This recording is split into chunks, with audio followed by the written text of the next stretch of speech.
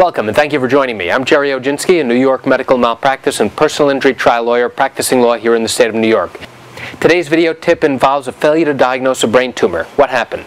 My client was a home health aide and was taking a patient of hers to a doctor's appointment in a van.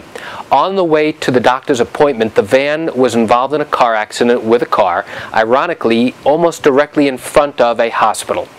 As a result of the car accident, she was taken across the street to the emergency room where she was worked up. They did a CAT scan of her head, they did a full body x-rays, they did a whole bunch of other diagnostic tests to see what was going on with her since she had head trauma.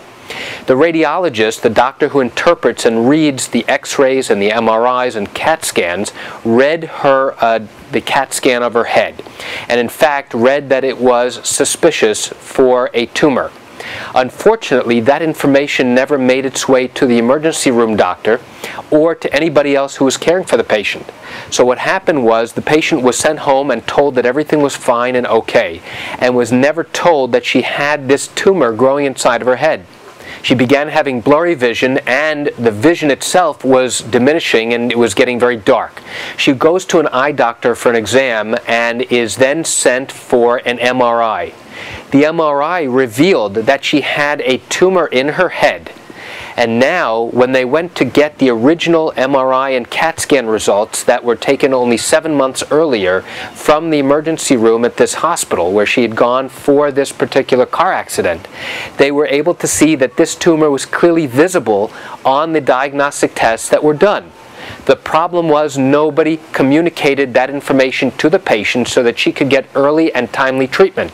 The problem was she had already suffered permanent damage to her eye and to the optic nerve, which controls her eyesight. And 6 or 7 months earlier, she had no problem with her optic nerve and had perfect vision. So the doctors who were treating her clearly told her, look, if this had been treated and removed early on, 6 or 7 months ago, you would have had absolutely no problem, no residual. As it was now, she had limited vision in one eye. And after bringing a lawsuit, we were able to obtain successful compensation for her. And that's it for today's video tip about a failure to diagnose a brain tumor. It was recognized correctly by the radiologist, but nobody bothered to tell the patient about it while she was in the emergency room or at any time after. And that's it for today's video. I want to thank you for joining me. I'm Jerry Oginski. Have a great day.